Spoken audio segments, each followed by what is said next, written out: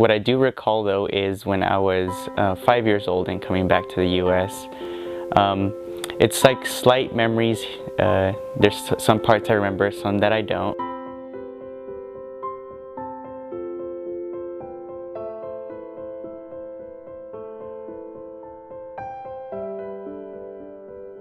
I remember hiding from the border patrol and in bushes, and that was a pretty scary experience. You could hear the horses around galloping, looking for us. And for me being at that age, it's kind of it must have been a pretty scary experience for me to recall it till this age. When you're put in a situation where it's hard to make a living and supply, food and shelter to your children, I think anybody in their situation would have done the same thing.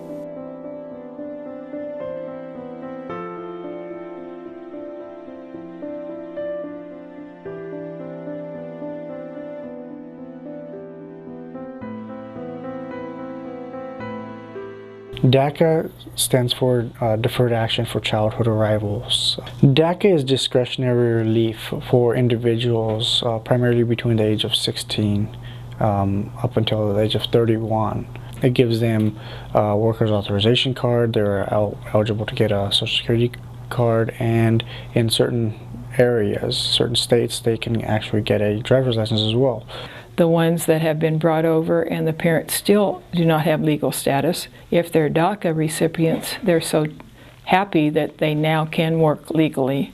It was a sigh of relief for sure, because before that I was fresh out of high school, and I had no way of getting a job, no way of getting a driver's license. I was getting jobs, but I was always having that fear that they were going to do my social security checkup and they were going to find out that the number that I gave them was made up. That day that I was able to actually give them my real one, it was a really exciting moment because I felt like I didn't have to live a lie anymore. It also gave me the opportunity to get a driver's license, which was a big deal. I didn't have the fear of getting pulled over anymore. It made me think about going back to school and advancing my career now that I had that opportunity to work in a more advanced career. And they are able to work, they're able to provide, they're able to do a lot of things here in the U.S. Once we were here, my first job was at a feed yard, and I was driving a feed truck. And I did that for about 3 months until I decided that that's not where I wanted to be. Pretty much. The way people are treated and the way that the wages differ from U.S. citizens to illegal immigrants is way out of this world. For example, I started making there $8 an hour. My husband worked at the same feed yard. A week later after I was hired, and he started making $9 an hour.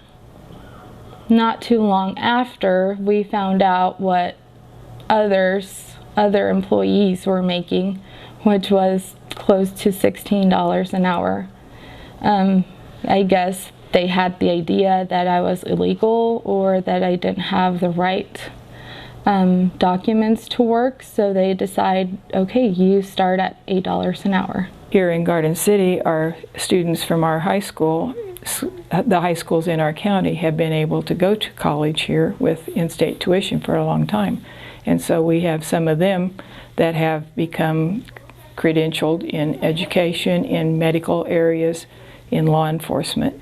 And they're going to have to step out of that. We don't ever get enough professionals in local rural areas like ours. And so it'll hurt that as well. They are not a priority for immigration, ICE, to detain them. The goal behind this is there are a lot of children in this country in which arrived at a very young age, and through no fault of their own, they're here, and they're in limbo. They say that we're criminals, but a lot of us came here when we were 2 or 3 years old, How can you say that a 2 or 3 year old can be convicted of a crime if you wouldn't convict any, child of that age of any other crime. That's the thing that people don't understand with DACA, is that you're walking a very fine line. Any sort of misdemeanors or felonies can revoke your DACA. So a lot of people that still have it to this day, they're good citizens. They're following the rules. They're following the laws. This actually gave them an opportunity to put their education, their experiences to good use. We have quite a bit of individuals who are now prominent figures in our communities that have DACA. I feel like we have earned our right to be here. We have stayed out of trouble. We have gone to school. We have made an impact to society, and I think that's what people need to think about. After when I went into high school, and I saw that I was having trouble getting a job, and not able to apply for financial aid, which was a really big problem for me, especially when you want to go to college and do everything like that. So that was real hard. Yeah, living here, I really didn't see a big difference until I graduated high school, and I got to see how really difficult it was to not have papers. Through school, I went to school like any normal kid. I had friends. It was a good living.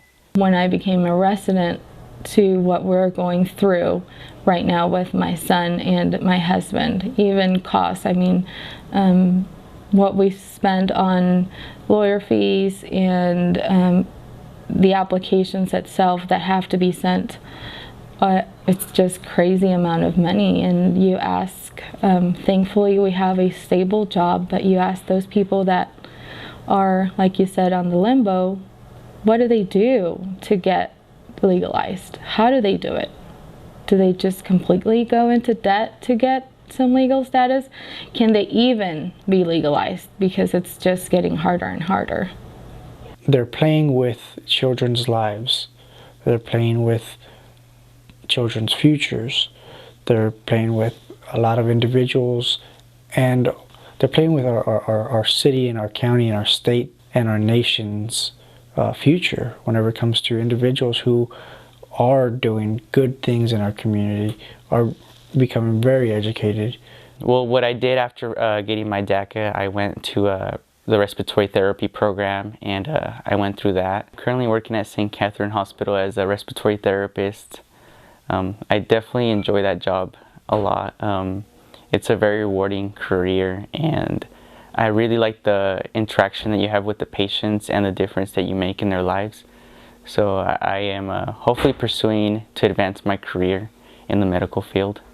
We discussed how important and vital it is to not only Garden City but Southwest Kansas in terms of bringing more labor force, bringing more jobs, bringing more businesses to Garden City and Southwest Kansas. We discussed how it affects businesses, how it affects certain industries such as the farming and cattle industry.